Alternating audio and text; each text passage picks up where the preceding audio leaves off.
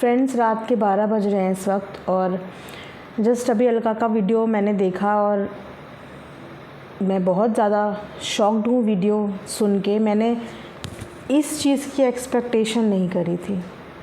मैंने literally in चीज़ों की एक्सपेक्टेशन नहीं करी थी। जो चीज़ें मैंने सुनी, आई एम श्योर कि आप में से बहुत लोगों को आज झटका भी लगाया है, दिल भी टूटा है, विश्वास भी डगमगाया है। और मैंने निक्कू का भी वीडियो देखा, वो कुछ नहीं बोल रही है लेकिन उसके आंसू बता रहे हैं कि उसे क्या चीज़ बुरी लगी।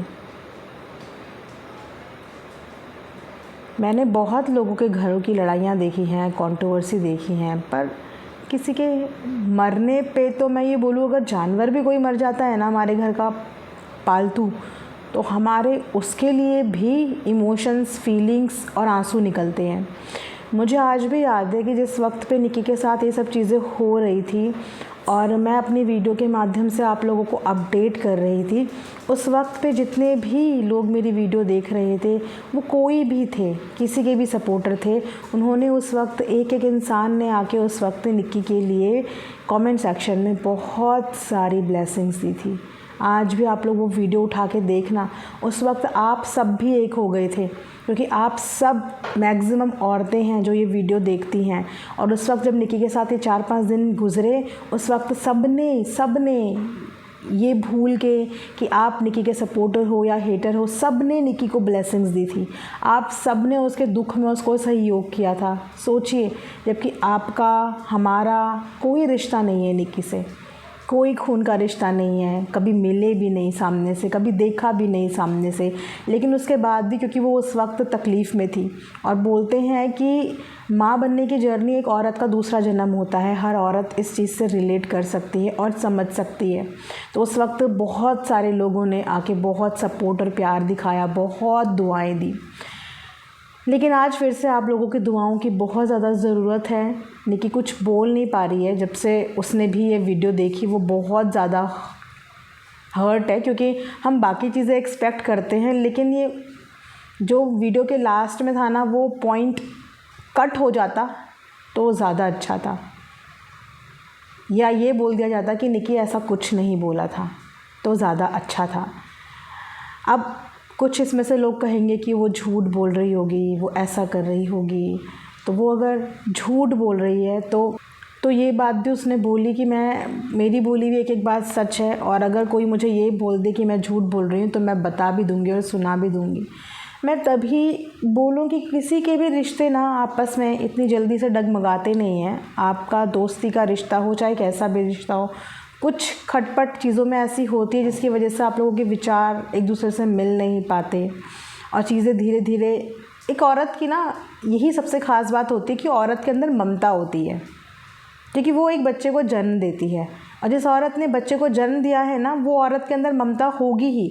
हम चाहे एक दूसरे से कमेंट सेक्शन में बहुत आर्ग्यूमेंट्स करते हैं, आप लोग मुझे बहुत कुछ बोलते हैं, कभी कभी मैं भी कमेंट सेक्शन में आप लोगों को रूड रिप्लाई कर देती हूँ, आप लोग भी रूडली मुझे बहुत कुछ बोलते हो। लेकिन फिर भी अगर आप लोग मुझे कभी तकलीफ़ में देखोगे या मैं आप लोगों को कभी तकलीफ़ में देखूँगी, तो मैं आपकी तकलीफ़ पे कभी भी हंसूँगी नहीं। मैं आपकी तकलीफ़ पे आप लोगों को बिल्कुल सपोर्ट करूँगी। और औरत बनी ही इसीलिए है, औरत के अंदर ममता होती है, औरत के अंदर कभी भी किसी को लेकर नफ़रत नहीं होती है। वैसे आप किसी से कितना लड़ झगड़ लें, लेकिन एक औरत कभी किसी औरत को इस हाल में नहीं देख सकती, क्योंकि हर औरत इस जर्नी से निकली होती है। जितनी आसानी से उनके जेठ ने ये बोल दिया कि ये बताओ कि वो ज़िंदा है, ज़िंदा रहेगी या मर जाएगी, मैं निशब्द हूँ। एक्चुअली मैं स्पीचलेस हूँ ये चीज़ सुन के, कि कुछ ये चीज़ें बोलते हैं ना कि हर चीज़ का एक मुखौटा होता है। जब वो मुखौटा सामने से उठता है ना, तो हमें ऐसा लगता है कि नहीं यार, वो मुखौटा ही सही था, शायद ये चीज़ें सामने आनी ही नहीं चाहिए थी। और शायद यही कहीं ना कहीं रीज़न था कि अलका की बात का जवाब नहीं दिया जा रहा था। 3-4 दिन से टारगेट रिएक्शंस हो रहे थे, रिएक्शन में स्पेशली 2-3 वही निक्की वाले, जिनमें एक मैं भी, निक्की, ताकि किसी भी तरीके से चीज़ें डाइवर्ट हो जाएं और अलका को इन्हें जवाब ना देना पड़े। क्योंकि अगर अलका को ये जवाब देती तो अलका सच बताती।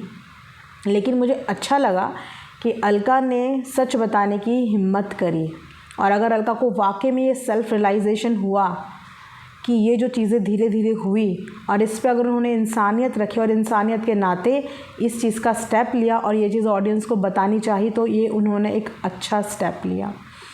क्योंकि ऐसे लोग दुनिया में कुछ और फेस के साथ आते हैं और रियल ज़िंदगी में किसी और फेस के साथ आते हैं।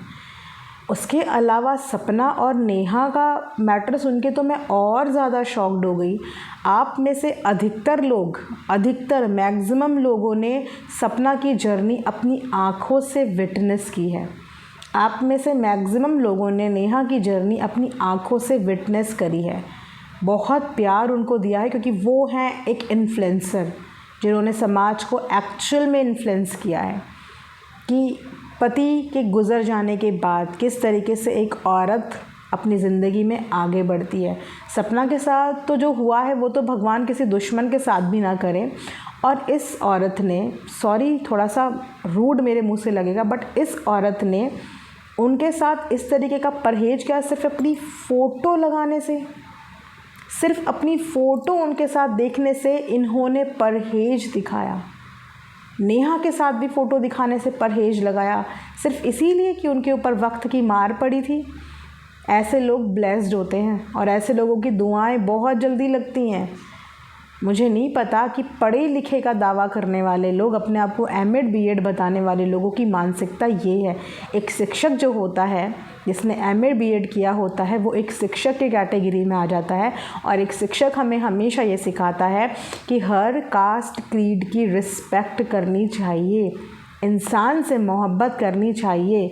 ह्यूमैनिटी सबसे ऊपर और सबसे बड़ा रिश्ता है। बाकी सारे रिश्ते हमें भगवान की तरफ से देन में मिल जाते हैं। एक इंसानियत का रिश्ता है जो हम खुद बनाते हैं। और उस इंसानियत के रिश्ते को इन्होंने सिर्फ एक फ़ोटो तक ही अपनी सपना के साथ बर्दाश्त नहीं कर पाई। आप उस औरत की छोटी उंगली के बराबर भी नहीं हो।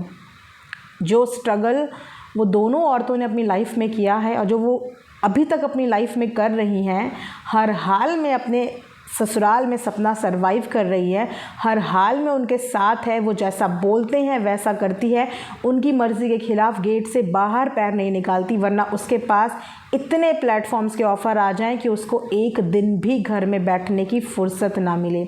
लेकिन सिर्फ़ अपने प्यार की इज़्ज़त, अपने घर की इज़्ज़त, अपने ससुराल की इज़्ज़त और अपने पति की इज़्ज़त में वो अपने घर से बाहर पाँव भी नहीं निकालती, अपना घर छोड़ के नहीं जाती, अपनों का साथ नहीं छोड़ती।